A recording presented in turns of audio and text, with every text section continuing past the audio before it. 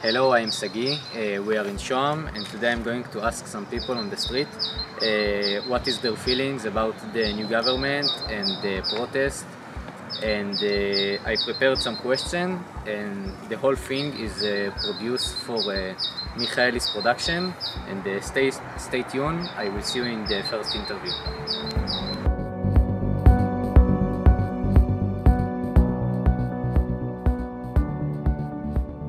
Okay, so I am here in Israel with Dean, 20 years old. I'm here with Oren, 56 years old, Israeli. מה את חושבת על הממשלה החדשה? יש שאומרים שזו הממשלה הכי ימנית שהייתה אי פעם בישראל. מה את חושבת עליה? מה אתה חושב עליה? אני חושב שצריך לתת להם זמן, כי למרות הדעות הפוליטיות שלהם בסוף המעשים קובעים ולא הדעות ולא האמרות, ואני מאמין שהם יפעלו לטובת כלל האזרחים. אני לא חושבת שהיא הכי ימנית שהייתה, אני חושבת שהממשלות יותר קיצוניות, ואין לי איך לשלוט אותם עד שהם יעשו משהו באמת כאילו משמעותי. מאז שאני זוכר את עצמי בבחירות, אף פעם לא מפלגות כאלה קיצוניות. אז אני מאמין שלאט לאט הם יתרככו, ומאמין שיהיה בסדר בסוף.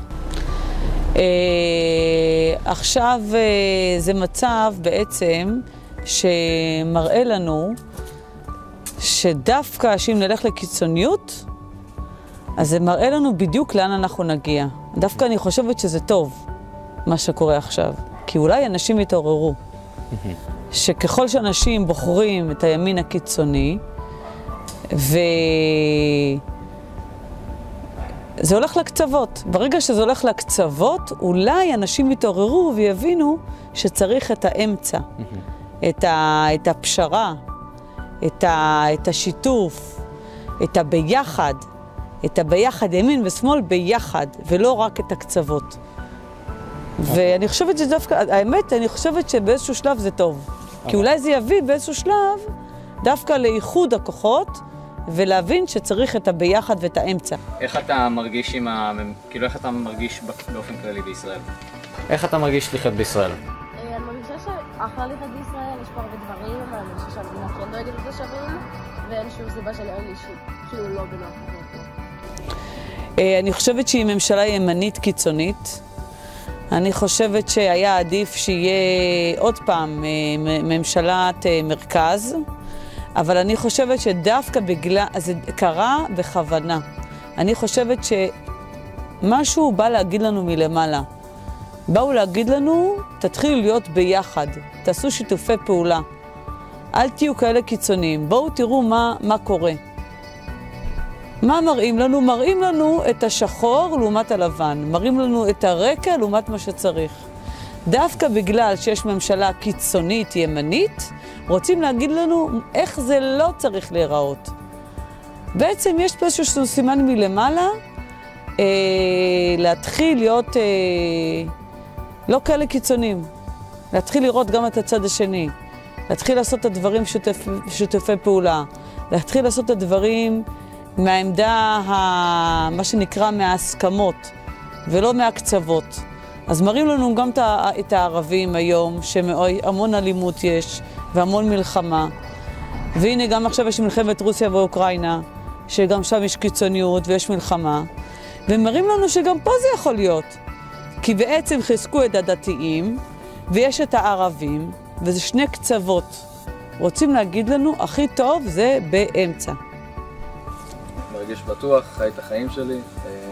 אני מרגיש שיש לי פה חופש לעשות הכל ולעסוק באיזה תחום שאני רוצה. ואני סך הכל אוהב את החיים שלי פה בישראל. בגדול מרגיש טוב, אוהב את המדינה. אמנם בבחירות לא זכו המפלגות שרציתי, אבל סך הכל אני לא כזה מודאג. מאמין שיהיה בסדר.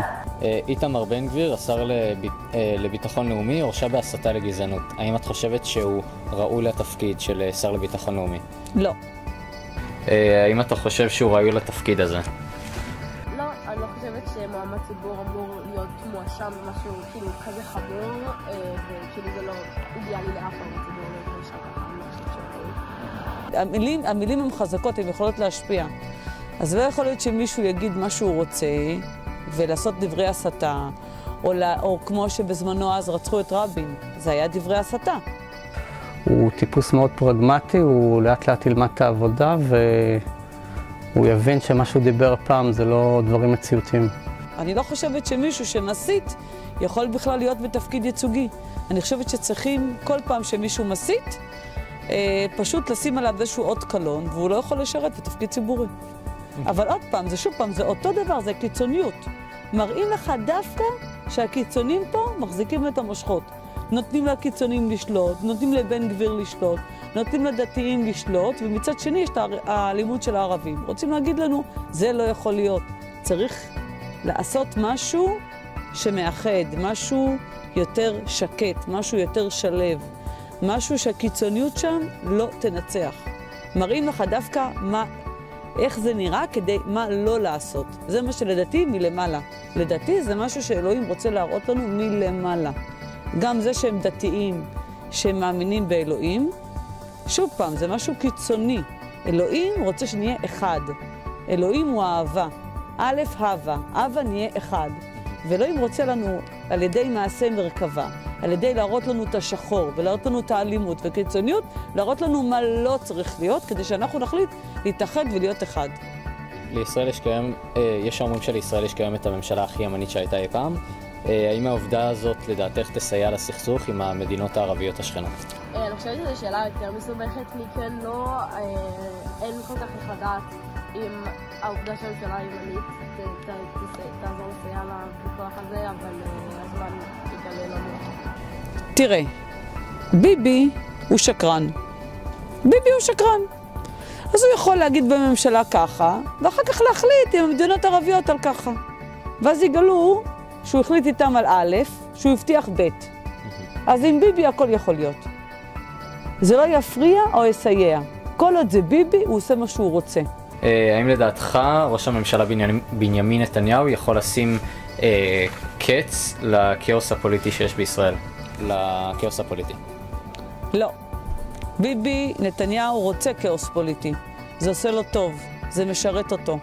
ביבי נתניהו היה אמור להיות בכלא, ועכשיו שיש כאוס פוליטי זה דווקא משרת אותו. כי ככה הוא לא נכנס לכלא. אז הוא מושך ומושך ומושך, ומצידו שיהיה כאוס, והוא יהיה על הכיסא. זה מה שהוא רוצה. ביבי רוצה לשבת על הכיסא, גם שרה אשתו רוצה להישאר בבית ראש הממשלה, זה ממש משרת אותם בכאוס הפוליטי. לא, עד עכשיו הוא לא עושה את זה, יש מצב שעם הדברים הנכונים והמשאבים הנכונים הוא יכול, אבל כרגע אני לא יודעת. הוא יכול, אבל לא מאמין שהוא רוצה, כי תכלס מה שמעניין אותו זה המשפט שלו, וכל עוד יש כאוס והפוליטיקאים ירצו לקבוע את הרכב השופטים, אז זה יעזור לו לצאת בלי הרשעה. אז אני לא מאמין שהוא יפעל כדי להפסיק את הכאוס. כל עוד הוא יושב בכיסא 4 שנים, זה לא אכפת לו. שר המשפטים החדש, יריב לוין, מתכנן שרוב בפרלמנט יוכל להעביר חוק, גם אם הוא מפר את חוק היסוד של הערכאה הגבוהה ביותר. לוין רוצה לשנות את ההרכב שהגוף שממנה שופטים. האם אתה רואה שזה מסכן את הדמוקרטיה? אני מניחה שאם הוא מבטל חוק שהוא בסיס הדמוקרטיה, אז זה קצת מבטל את הדמוקרטיה. האם לדעתך זה פגיעה בדמוקרטיה? כן, בהחלט כן. בהחלט כן. צריך שיהיה גוף שופט שאי אפשר להשפיע עליו ואי אפשר לפגוע בו, ואי אפשר, בטח ואי אפשר לחוקק חוקי יסוד שהם נגד החוקים שכבר קיימים ויכולים לסכן את הדמוקרטיה. בטח שזה כן, ולסכן את הדמוקרטיה מאוד. כן, בוודאי. כי היום לדוגמה יכול בן אדם עבריין להעביר שוחד ל-500,000 מצביעים ולהיכנס לכנסת ולהיבחר לשר ואף אחד לא יכול להכשיל אותו. אז הפוליטיקאים גם הרבה פעמים מחפשים אנשים שיעזרו להם בכספים. אז לפעמים אנשים לא ישרים יכולים להיכנס לפוליטיקה ולהשפיע על קבלת ההחלטות. אז לפי דעתי זה דבר לא טוב. Okay, thank you very much for the interview. Okay, thank you very much. Thank you very much. This video by the production of Michaelis Productions. Thank you very much. Thank you. Thank you very much for your attention, and I hope you have a wonderful day. If you like the video, please like it, and feel free to visit Michaelis Production for more videos. And all this video was produced for Michaelis production. Thank you very much.